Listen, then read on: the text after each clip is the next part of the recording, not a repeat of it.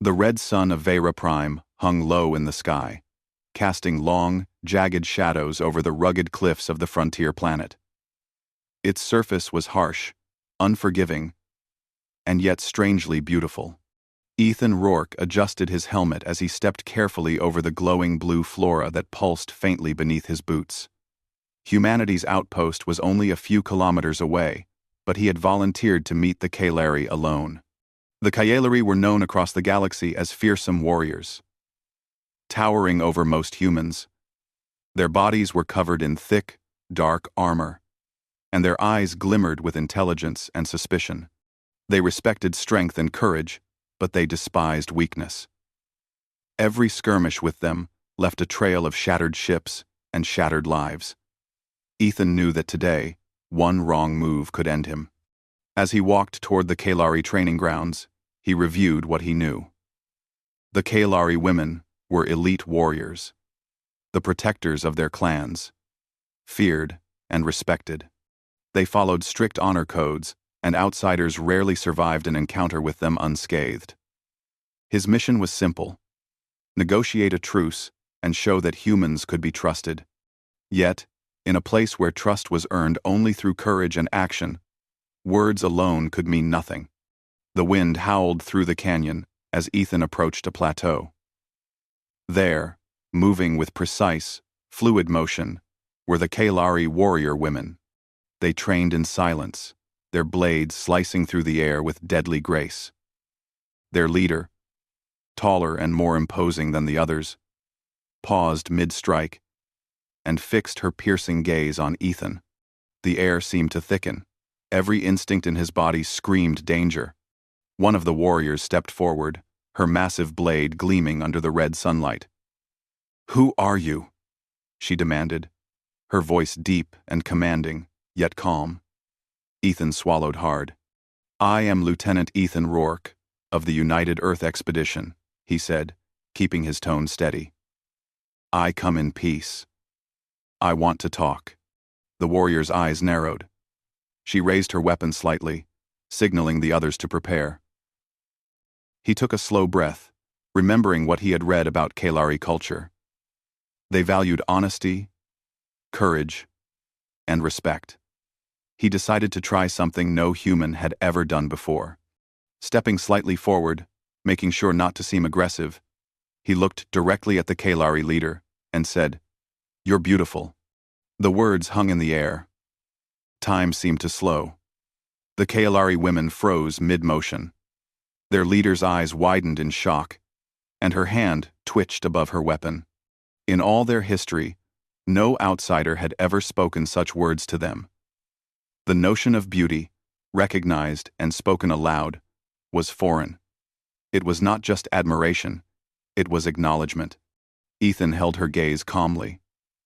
"I do not mean to insult," he added quickly. "I mean respect. You are strong, disciplined, and remarkable. I hope we can talk instead of fight." The silence stretched for a long moment. Then the leader slowly lowered her weapon, though her eyes never left his. The other warriors relaxed slightly, still alert, but clearly taken aback. Shock had replaced aggression. "You speak boldly, human," the leader said finally. Her voice carried authority, curiosity, and a hint of amusement. "Few dare address us in such a manner." Ethan nodded. "I do not wish to provoke. I only wish to show that humans can respect strength, even if it is different from our own." The Kaleri leader studied him, her expression unreadable. Ethan realized this was the first test, not of combat, but of courage and understanding. The Kaleri were evaluating him, trying to see if he had the mind and heart worthy of their attention. Finally, she spoke. "Follow me. You will speak with the council. But do not think your words alone will protect you. You must earn our trust." Ethan followed, careful to match their pace without appearing weak or intimidated. The terrain grew steeper as they climbed, jagged rocks cutting into his boots. Still, he kept his focus, aware of the eyes watching him from all angles. The Kaleri citadel loomed in the distance, carved from the red cliffs themselves. Its towers glimmered faintly in the dying light, a testament to their advanced technology and their dedication to perfection. As they approached, Ethan could feel the weight of history in the stones. This was not just a fortress. It was a sanctuary, a place where warriors had trained and fought for centuries.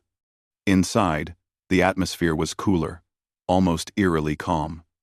The council waited. 5 Kaelari women, each a leader in her own right, their armor polished to a mirror finish.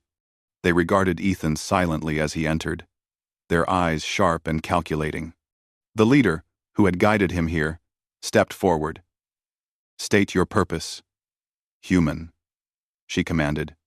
Ethan straightened. "I am here to negotiate peace. Humanity seeks to coexist with the Kaelari. We have resources, knowledge, and skills that can benefit both our peoples. We do not wish to fight, and we hope to build trust." One of the council members tilted her head, clearly skeptical. "Words are wind," she said. "Prove to us that your people are more than words.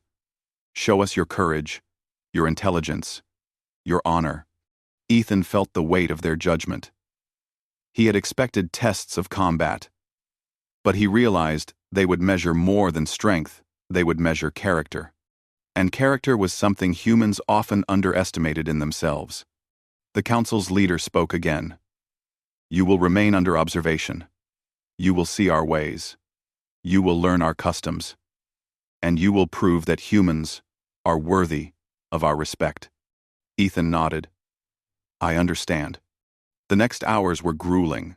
He followed the warrior women through the citadel, witnessing their training, their rituals, their devotion. They moved with precision, yet there was artistry in every motion. They fought not just for survival but for honor, for legacy, for something greater than themselves. At one point, a Kalari warrior challenged him to a simple test of balance and reflex. Using their training devices, they created a simulated combat scenario. Ethan's body ached, but he met the challenge with calm focus, adapting to their style, learning their movements. Though he was slower and less graceful, his quick thinking allowed him to succeed. The Kaelari women watched, impressed not just by his endurance, but by his willingness to learn. He was not claiming to be one of them. He was proving he could understand and respect their ways. Later, as he rested, the Kaelari leader approached. "You are unlike any human we have met," she said softly, her tone almost personal. "You speak with courage, yet you do not threaten. You act with respect, yet you are not weak. Why?" Ethan thought for a moment. "Because we have to be more than just strong. On our world, survival is not enough. We learn. We adapt. We protect. We find ways to face the impossible, and sometimes, we see beauty in what others fear or ignore." The Kaelari leader studied him for a long moment, then inclined her head slightly. It was a gesture of acknowledgement, a sign that he had taken the first step toward earning their trust. Outside, the red sun had dipped below the horizon, leaving only the glowing blue flora to light the citadel. Ethan looked up at the sky, knowing this was just the beginning. Humanity had made contact with one of the galaxy's most feared warrior races. Not through weapons or force, but through respect, courage, and a simple truth. Sometimes, acknowledging beauty can open doors that no sword ever could. And in that moment, the Kaelari women warriors who had never paused for anyone stood still, shocked, thinking about the human who had dared to speak words they had never heard before. Ethan knew that tomorrow, the real test would begin. But tonight, he had survived the first trial. Not by fighting, but by being human. And in the heart of a world that valued strength above all, that was the greatest power of all. The next morning, the sun rose over Vera Prime, painting the jagged cliffs in gold and crimson. Ethan Rourke felt the weight of the previous day's events pressing on him, but he also carried a spark of hope. He had survived the first encounter with the Kaelari warrior women, not through strength alone, but by showing respect and courage. Today, he would need more than courage. He would need intelligence, patience, and resourcefulness. The Kalari leader met him outside the citadel. Her presence was commanding, yet there was a subtle shift in her gaze, curiosity, perhaps even a hint of approval. She gestured for him to follow. "You will join us for the daily patrol," she said. "But be warned. Human. This is not a stroll. You will face danger, and must prove your mind, as well as your heart." Ethan nodded, adjusting his pack and equipment. The patrol took them across the red cliffs, where narrow pathways and sheer drops tested his balance and nerve. The Kalari women moved with effortless precision, their eyes scanning the horizon, their senses alert to every sound. Ethan had to push himself to keep up, learning to anticipate their movements, to observe, to react. As they descended into a deep canyon, the patrol paused. The wind shifted, carrying the faint scent of something alien and dangerous. "A rival faction of Kalari is near," the leader whispered. "They do not know we are here. They assume you are a spy. Stay close and stay silent." Ethan's heart raced. A confrontation with the rival faction could erupt into violence at any moment. But he remembered the lesson from yesterday. Force alone was not the answer. Intelligence and courage could be stronger weapons. The rival faction emerged from the shadows. 5 Kalari warriors, aggressive and ready to attack. Their eyes locked on Ethan, calculating, suspicious. One raised her weapon, signaling an imminent strike. The leader of Ethan's group moved to block, and a swift, silent clash erupted. Ethan stayed back at first, observing. The Kalari women fought with speed and precision beyond anything he had seen. But then, when a warrior was knocked off balance near a cliff's edge, Ethan acted. Using a small grappling tool from his pack, he secured a rope and helped the Kalari regain footing.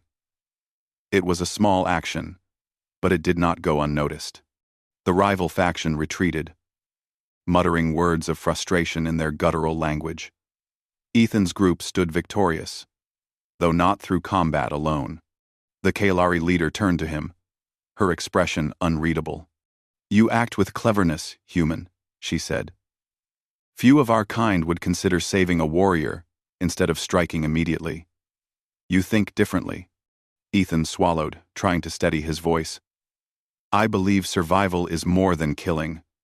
It's understanding, protecting, learning. Ona. With the Von Danes are weak, with Relisa. Creasing R." The leader's eyes softened slightly. She began to speak of Kalari customs of honor, loyalty, and the sacrifices each warrior made for their people.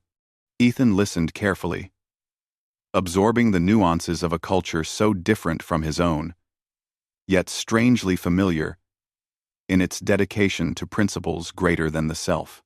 As they continued their journey back to the citadel, Ethan learned more about the personal stories of the Kalari warrior women.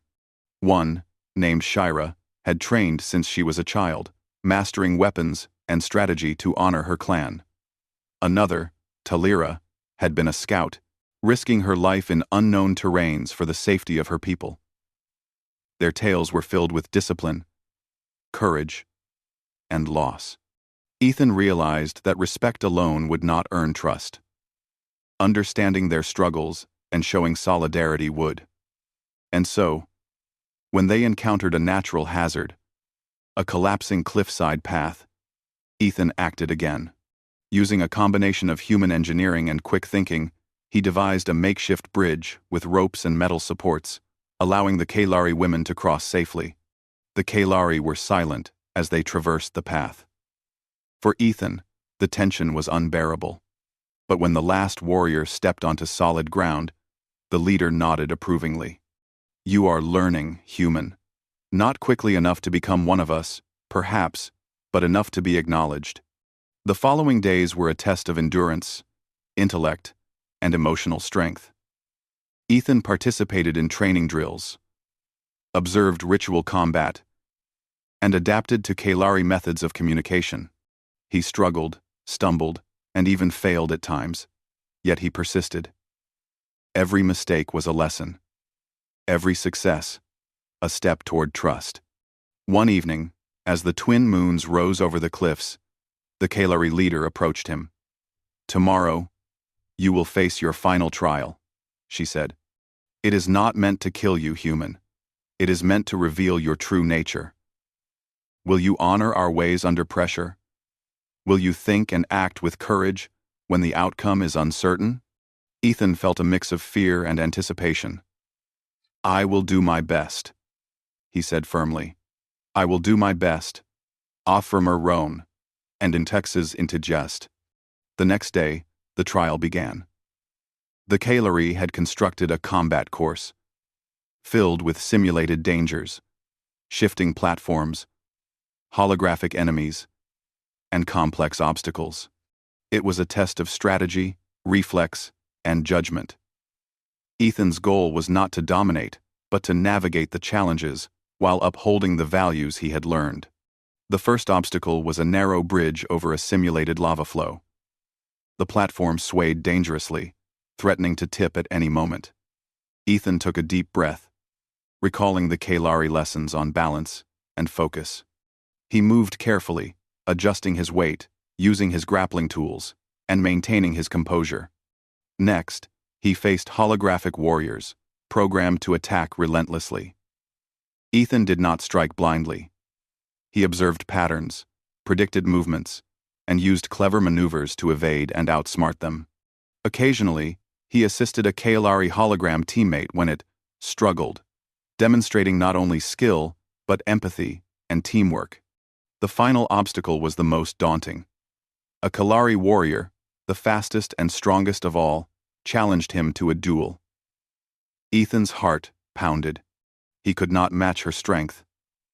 But he remembered the lessons of patience, observation, and ingenuity. He dodged, redirected, and leveraged the environment, using his mind as a weapon. When the warrior lunged, Ethan anticipated the movement, and instead of striking to harm, he created a small trap that caused her to stumble. Proving his ability to outthink, not overpower, a superior fighter, the Kalari leader observed silently, her eyes unreadable. When the trial ended, Ethan was exhausted, sweat dripping from his brow, muscles aching from constant movement. He had survived, not by brute force, but by applying human ingenuity, courage, and empathy. For a long moment, there was silence. Then, the leader stepped forward. "You have endured what few outsiders could," she said. "You have demonstrated intelligence, adaptability, and courage. You have acted with respect, and you have protected those weaker than yourself. You honor the Kalari in a way that words cannot express." Ethan felt a rush of relief and pride. "Thank you," he said quietly, bowing his head. The leader's expression softened further, a rare sight among the warrior women. "You are not one of us, human," she said, "but you have shown that humanity has qualities worth respecting. You see beauty in strength, courage in action, and honor in thought. That is more than many beings in the galaxy possess." The other Kalari warriors nodded in agreement. Their eyes, once suspicious and cold, now held warmth and acknowledgement. Ethan realized that he had not only survived, but earned their trust in a meaningful way. That night, as he rested in a simple chamber within the citadel, Ethan reflected on the journey. He had entered a world where humans were outsiders, where survival was not guaranteed, and where the Kalari viewed strength as the ultimate currency. Yet, through courage, intelligence, and empathy, he had proven that humanity had something more, a unique spirit that could thrive even in the face of fearsome adversaries. The Kalari leader visited him one last time before he retired for the night. She handed him a small pendant, shaped like a Kalari sigil. "A token," she said. It is rare for us to give these to outsiders. Keep it as a symbol of what you have achieved. Tomorrow, you will return to your people. But remember this: humanity has the power to inspire, to endure, and to honor, even in worlds that seem impossible. Ethan accepted the gift with gratitude. "I will," he promised. As he lay down, gazing at the twin moons shining through the citadel window, he knew that this was only the beginning. Humanity had earned a foothold in the galaxy, not through weapons or domination, but through the qualities that defined them: ingenuity, courage, empathy, and respect. And somewhere among the Kailari warrior women, his actions had sown a seed of admiration, a recognition that humans could rise to challenges that no one expected them to meet. Tomorrow would bring new missions, new trials, and new opportunities to prove himself and humanity. But for tonight, Ethan allowed himself a moment of pride and calm. He had survived the trial, learned the ways of the Kailari, and shown that humans were more than fragile beings. They were adaptable, resourceful, and capable of greatness. And in the heart of a planet ruled by warriors, he had done something no human had ever done before. He had earned respect, admiration, and perhaps the beginning of a lasting alliance. The sun rose slowly over Vera Prime, painting the red cliffs with gold and orange hues. Ethan Rourke felt both excitement and tension. Today was the day of the final trial, the moment that would determine whether humanity could earn lasting trust and respect from the Kailari warrior women. He had survived the first encounter through courage, intelligence, and respect. He had proven himself during the patrols, saving Kailari comrades and showing ingenuity under pressure. Yet this trial would be the ultimate test, a combination of physical, mental, and moral challenges designed to reveal his true character. The Kailari leader met him outside the citadel. Her armor glinted in the morning sun, and her eyes carried a weight of expectation. "This trial is not meant to humiliate or harm you, human," she said. "It is meant to reveal whether you truly embody the qualities we value: courage, honor, and wisdom. Fail, and you leave with only a lesson. Succeed, and you earn a place in our respect and a chance to build an alliance." Ethan nodded, steadying himself. "I understand. I am ready." They led him to the trial arena, a massive structure built into the cliffs, filled with obstacles, holographic enemies, and shifting terrain. It was a test of adaptability, endurance, and decision-making under pressure. But most of all, it was a test of human spirit. The first challenge was a series of unstable platforms suspended above a deep chasm. The wind howled, threatening to unbalance him at every step. Ethan focused, recalling the lessons from the Kailari patrols. He adjusted his footing carefully, using momentum and timing rather than rushing. One misstep could send him plummeting into the void, yet he moved steadily, demonstrating patience and focus. Next came the holographic enemies, Kailari warriors in simulated combat scenarios. Unlike before, these were faster, smarter, and more unpredictable. Ethan could not rely on brute strength. He had to think quickly, predict movements, and coordinate with the holographic allies. Using clever tactics, he outmaneuvered the projections, creating openings without causing harm. The final challenge awaited him at the center of the arena: a duel with the elite Kailari warrior, Shira, who had been his guide during the patrols. Shira moved like lightning, her sword slicing through the air with deadly precision. Ethan knew he could not overpower her physically. Instead, he relied on strategy, timing, and intelligence. As Shira lunged, Ethan dodged and used his environment to his advantage. He redirected her momentum, causing her to stumble slightly. Then he caught a falling panel, creating a small trap that forced her to stop. At no point did he aim to harm her. His goal was to prove ingenuity and courage under pressure. Shira paused, her eyes widening. You think like a Kailari, human," she said, astonishment in her voice. Yet your ways are different, yet clever. You fight not to destroy, but to endure and adapt. Ethan nodded, catching his breath. I fight to survive, yes, but also to protect, to learn, and to prove that humans can honor strength without destroying it. Shira studied him for a long moment, then bowed slightly.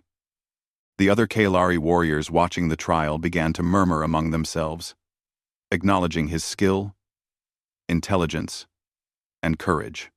Ethan realized he had not only survived the trial, he had impressed the warriors in a way no human ever had. The Kalari leader stepped forward. You have endured what few beings could, she said. You have shown courage, intelligence, honor, and respect. You have acted with compassion, without fear or arrogance. You honor the Kalari in ways we did not expect from humanity. Ethan felt a surge of pride. Thank you. I have learned much from all of you. I hope to continue learning and building trust between our peoples. The leader's expression softened, a rare sight for anyone outside the Kalari warrior circle. You are not one of us, human, she said, but you have earned something far more valuable than status. You have earned respect, admiration, and the knowledge that your people can be allies, not threats. You have proven that humanity's strength lies not only in numbers or technology, but in courage, creativity, and the heart to act with honor. The other Kalari warriors nodded in agreement. They had witnessed something remarkable. A human navigating a world designed to test warriors, surviving not through physical power alone but through ingenuity, empathy, and intelligence. In doing so, Ethan had demonstrated the very qualities that made humanity worthy of recognition. Later, as he rested in the Citadel chamber, the Kalari leader returned with a small, gleaming artifact, a token of trust. Keep this, she said. It is rare for us to give these to outsiders. Let it remind you of what you have achieved and the alliance you have begun to build. The galaxy is wide, human, and there are many who underestimate your kind. Let this be proof that humans have the courage and spirit to rise to challenges beyond expectation. Ethan accepted the token with humility. I will honor it and the trust you have shown. Over the following days, the Kalari allowed him to accompany them on missions that tested not just survival, but cooperation and strategy.